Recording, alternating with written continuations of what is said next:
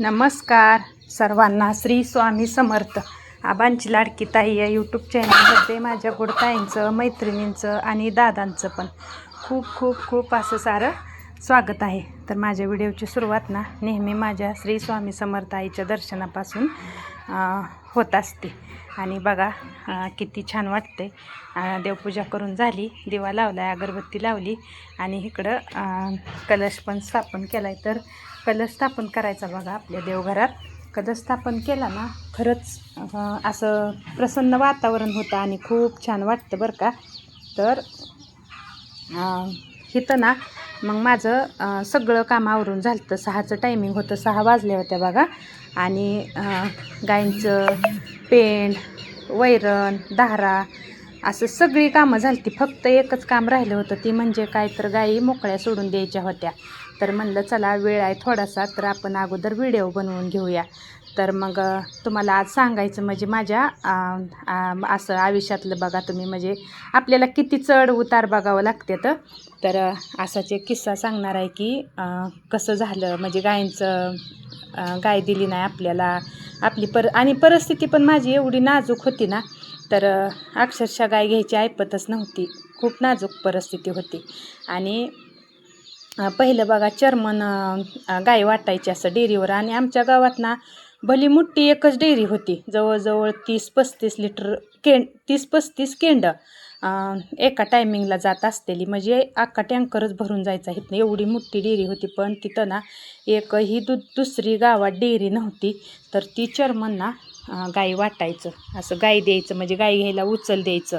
आणि उचल कसं द्यायचं, तर ज्याच्याकडं पहिली गाय आहे, परत ज्याचं जास्त दूध डेअरीला जातं आहे त्याला जास्त उचल द्यायची, असं असायचं. मग आता आमच्याकडं तर दूध नाही, आता नवीन सुरुवात करायची म्हणल्यावर पहिली गाय तर नाहीच. आणि मग विचारलं त्यांना चेअरमनला, आम्हाला गाय देता का? तर ती म्हणली पहिली तुमच्याकडं गाय नाही म्हणल्यावर तुम्हाला मी गाय देऊ शकत नाही. नाहीच म्हणलं. मग आमच्यात तर म्हणजे ना काहीच नव्हतं, गाय नव्हती, म्हैस नव्हती, काहीच नव्हतं. आणि नाही म्हणून सांगितल्या. मग अगदी आमच्या ना जवळचं माणूस होतं बघा एक, म्हणजे त्यांचं नाव नाही घ्यायचं आपल्याला, पण एकदम घरातलं होतं. आणि त्यांचं दूध जात होतं, मग त्यांना देत होती बघा. तर त्यांनी सांगितलं. आणि पहिलं कसं असायचं बघा, जामीन व्हायला लावायची आणि ती जामीन माणूस झाला तरच आपल्याला द्यायची, नाही झाला तर देतच नसायची. तर मग त्यांना विचारा म्हणले, तुम्ही त्यांचं नाव घेतलं आणि त्यांना विचारा, ती जर जामीन तुम्हाला होत असली तर मग काहीतरी विचार करू बघू. तर मग तसं म्हणल्यावर मग त्यांना विचारायला गेलो आम्ही. आणि ती चेअरमन ना उचल देत देत परत बघा त्यांनी काय केलं, बेंगलोरनं गाई आणायला चालू केलं. 10 टायर गाडी असते ना, ट्रक मोठा, त्यासल्या 2 ट्रकात किती गाई बसल्या होत्या ती मला आकडा माहिती नाही बरं का, पण तसल्या मोठ्या मोठ्या गाई आणल्या होत्या बेंगलोरच्या. आणि ती गाय आपल्या इकडं त्यावेळेस नव्हती, पण तशी गाय बघायला. आणि ती गाय जर बघितली ना आपल्याला खरंच असं विशेष वाटायचं. आणि मग त्यांना आम्ही विचारलं की तुम्ही आम्हाला जामीन होता का, आम्हाला गाय देते ती मग. तर म्हणजे जामीन व्हायला तर होईच म्हणली नाही ती, पण बघू चेअरमनला विचारतो काय म्हणतात बघू, मग तुम्हाला सांगतो असं म्हणलं. मग आम्हाला थोडी आशा वाटली की आपल्याला ती गाय देतेली आता म्हणून.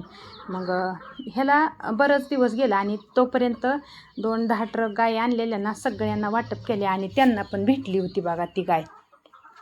तर मग आम्हाला वाटायचं. आणि पहिली त्यांच्यात 2-3 गायी होत्या आणि परत ही 4 गायी माझी दारात 4 गायी जर असल्या ना तर ती माणूस खरंच खूप श्रीमंत मानला जायचा, म्हणजे त्यांची किती श्रीमंत आहे असं समजत होती. आणि मग त्यांच्या आम्ही बरंच दिवस असं महाग लागलो, विचारलं. मग ह्या दिवसाला जवळजवळ 3-4 महिन्याचा काळ गेला. आणि 3-4 महिन्यांनी परत दुसरा लॉट येणार होता बेंगलोरनं. तर मग आम्ही म्हणलं पहिलं लॉट नाही मिळू द्या, पण दुसऱ्या लॉटमध्ये तरी आम्हाला गाय भेटावी म्हणून आम्ही त्यांच्या असं सारखं विचारायचो. मग त्यांनी सांगितलं हा बघू, विचार करू, चेअरमनला विचारून बघतो. मग आता चेअरमनला विचारते ती का नाही विचारत ती आम्हाला माहिती नव्हतं. तर मग गायी आल्या 4 महिन्यांनी. आणखीन गायी आल्या, ट्रक आलं 2. आणि ती पण गाय खाली झाली. आणि गाय खाली झाल्या की 1 तासा 2 तासात तर पटपट जी ती यायची आणि गाय घेऊन जायची. मग आम्हाला गाय आल्यानंतर माहिती पडलं, ट्रक आल्यानंतर मग आम्ही विचारलं ट्रक आला आहे म्हणल्यावर बघा की आम्हाला देते ते का. तर नाही पहिलंच ती ही झालं तर सगळ्या गायींचं नियोजन झालं आणि नाही आता नाही म्हणल्यात चेअरमन, बघू पुढच्या वेळेस. मग आता परत 2-4 महिने लागणार त्याला. मग बघा असं केलं त्यांनी, तर आम्हाला नाही शेवटी गाय मिळाली. आणि परिस्थिती आपली तिथं म्हणजे काहीच करू शकत नव्हतो आपण, एवढी नाजूक परिस्थिती होती. असं केलं आणि आता ना मी मुक्त गोट्याची जाळी केली. गाई घेतली, एक गाय घेतली, परत माझ्या परिस्थितीनं घेतली. मी तुम्हाला सांगते ना प्रत्येक व्हिडिओमध्ये की मी गाय कशी घेतली ती. आणि आता मग वाढत गेल्यानंतर मग आता मुक्त गोट्याचं माझ्या जाळीचं काम चालू होतं. तर मग जाळीचं काम पूर्ण सगळं झालं आणि मग असं विषय होते तर बघा की ह्यांनी मुक्त गोटा केला आहे, जाळी केली, असं तसं. मग त्यांना माहिती झाल्या मग ती अक्षरशः ना माझा मुक्त गोटा बघायला आलतं आणि कसं नियोजन केलं आहे मी बघायला आलो म्हणून. आणि गाई बघितल्या, आतमध्ये गेलं, गाई बघितल्या आणि मग मला विचार कुठनं आणल्या त्या, कशा घेतल्या, म्हणजे चांगल्याच आहे त्या, चांगल्या आहे त्या आपल्याकडं, सगळ्या गाई चांगल्या आहे त्या. तर म्हणलं घेतल्या अशाच परिस्थितीनं, शिकवलं म्हणलं घ्यायला. असं थोडंसं मी पण बोलली, काय करणार म्हणलं, असंच तर थोडी राहणार आहे असं म्हणलं. तर मग नाही काय बोललं, पण मुक्त गोटा बघायला आल्या माझ्या लगेच लक्षात, म्हणजे ती माणूस बघा आपल्या लक्षात राहतो. जर त्या माणसाने जर साथ दिली असती तर आज त्या माणसाचा किती अभिमान वाटला असता आणि त्या माणसाला अशी किंमत पण देऊ वाटली असती. तर आपल्या परिस्थिती जरा नाजूक असेल आणि त्या समोरच्या माणसाची जर परिस्थिती चांगली असेल तर ती माणूस आपल्याला किंमत देतो का बघा तुम्ही. अशी लोक असते ती आणि आपली असते ती तशी, लोक बाहेरची नसते ती. आता इथं सांगायला गेलं तर बघा, आता तुम्हाला आणखीन एक गोष्ट सांगते. आता सध्याला माझं आणि त्यांचं एका सेंटरला दूध आहे. तर त्यांच्यापेक्षा माझं दूध जास्त जातं आहे.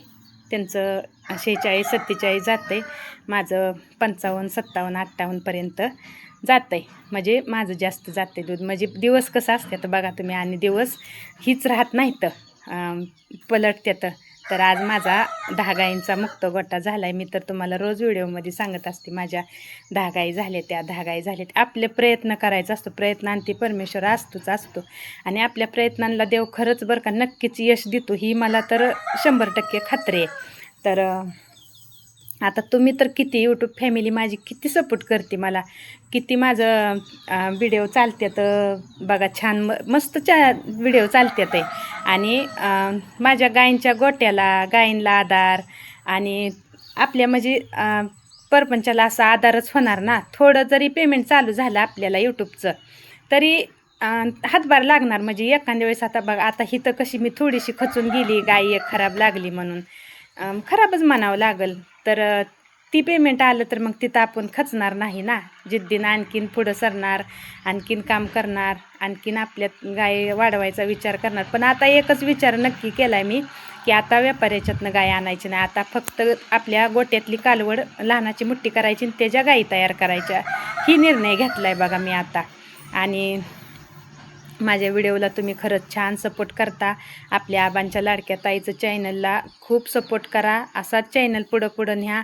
खूप छान कमेंट असते त्या, आणखीन छान कमेंट करत जावा, आणखीन मला असा सपोर्ट करत जावा. आणि खरंच यशाच्या शिखरावर तुम्हाला तुमच्या हातात आहे बघा, आपल्या आबांच्या लाडक्या ताईला न्यायचं आणि आपल्या आबांच्या लाडक्या ताईच्या हातात यूट्यूबचं प्ले बटन बघायचं. तर माझा नवस आहे बघा की बटन आलं ना तर ती बटन मी कुठं खोलणार, तर आपल्या वडिलाकडं म्हणजेच माझ्या विश्वाच्या बापाकडं ती बटन मी जाऊन चरणापाशी ठेवणार आहे आणि नतमस्तक होणार आहे माझ्या श्री स्वामी समर्थ आईच्या चरणावरती. आणि दुसऱ्या वेळेस म्हणजे पहिल्यांदा अक्कलकोट आणि दुसऱ्या वेळेस माझं माहेरचं कुलदैवत नागनाथ महाराज, त्यांचा पण मला खरंच खूप आशीर्वाद आहे. माझ्या डोक्यावर खूप मोठा आशीर्वादाचा हात आहे बरं का. तर मला माझ्या विश्वाच्या बापाचा आणि माझ्या नागनाथ महाराजांचा माझ्या डोक्यावर हात आहे. त्यामुळं खरंच किती बी संकट येऊ द्या, पण त्या संकट किती जरी आली ना तरी फक्त डगमगू देत नाही ती मला. त्या संकटातनं मला बाहेर पाडण्याचं सामर्थ्य माझ्या 2 विश्वाच्या बापातनी आहे बरं का. आणि तर माझा तर खरं पूर्ण 100% विश्वास आहे की मला आधार देणारं माझं माहेर तर नाहीच बरं का, म्हणजे माहेरची आधार वडील नाही तर म्हणल्यावर बघा विषय. प्रत्येक ताई दादा कोण बघत असेल त्यांना माहिती असतं, आपल्याला जर वडील नसलं आणि वडिलांचा आशीर्वाद जर आपल्या डोक्यावर नसला, आपल्या डोक्यावर हात जर आपल्या